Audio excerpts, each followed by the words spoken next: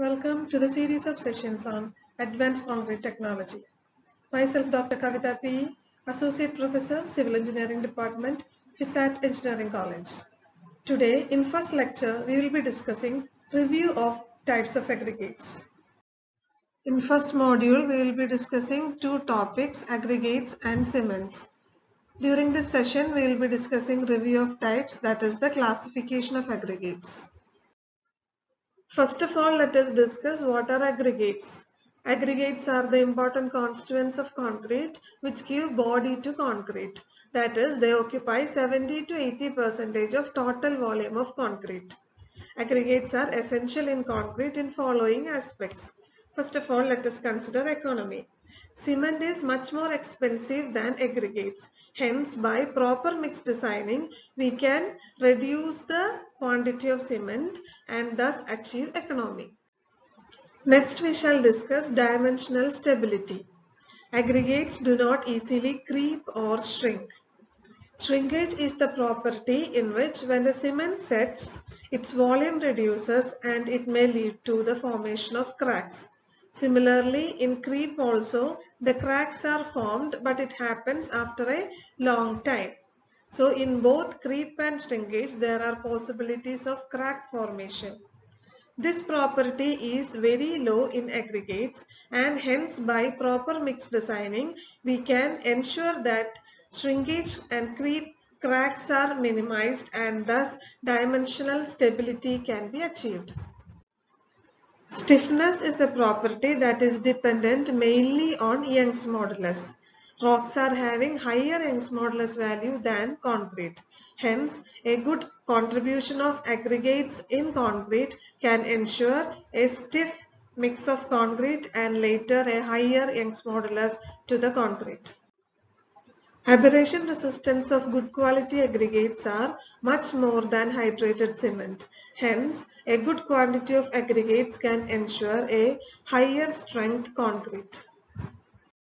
When we select a particular batch of aggregates for concreting, it should satisfy the following requirements.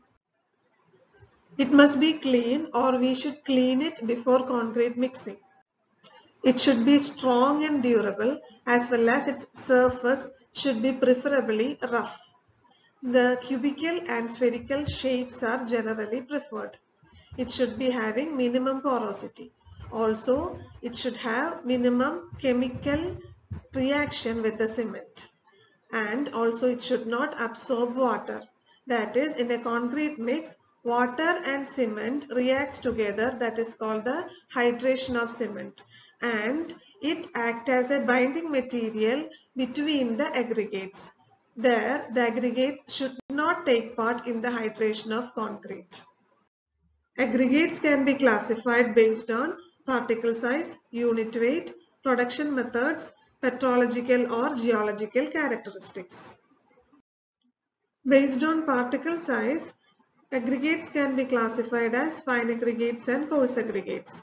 Coarse aggregates includes the particles that are retained on 4.75 mm sieve, and the fine aggregates contains the particles that are passed through 4.75 mm sieve and retained on 0.075 mm sieve. If the particle size is much lower than 0.075 mm sieve, it may fall into the category of silt or clay. Based on the unit weight, aggregates can be classified as normal weight aggregate, lightweight aggregate and heavyweight aggregate. The classification is mainly based on the density of concrete.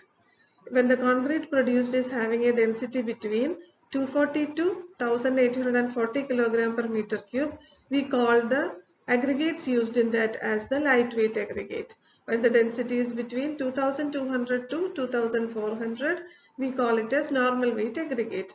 When the density increases up to 2800 to 6400 kg per meter cube, we call it as heavy weight aggregate. When the densities are converted to specific gravity, we say when the density is between 2.4 and 2.8, it is normal weight aggregate, and when the specific gravity is less than 2.4, we call it as lightweight aggregate, and when the specific gravity is greater than 2.8, we call it as heavyweight aggregate.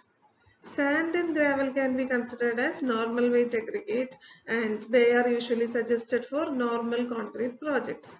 Slag and slate are considered as lightweight aggregates and they are mainly adopted only in insulation purposes.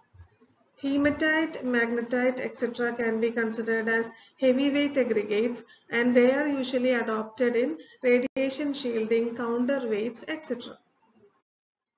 Based on the production method, aggregates can be classified as natural aggregates and artificial aggregates. Natural aggregates consist of rocks that are available in natural state. They are then mechanically processed, such as crushed, graded and washed. Pit-run gravel can be directly used with minimum processing. Usually, natural gravel and sand are dug or dredged from the river or lake.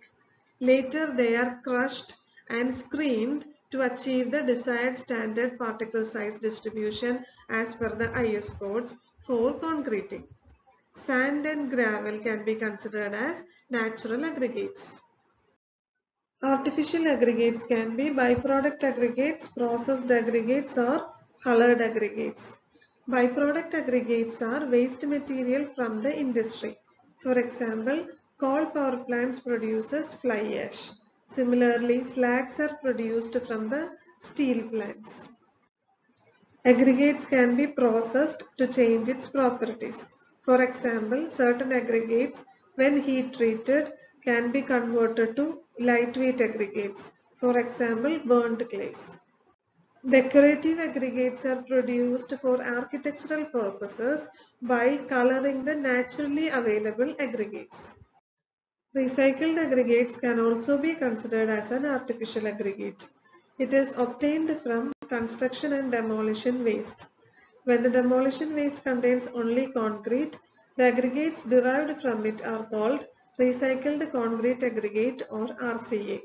It is noticed that the characteristics of recycled aggregates are different from that of the characteristics of aggregates used in the parent concrete.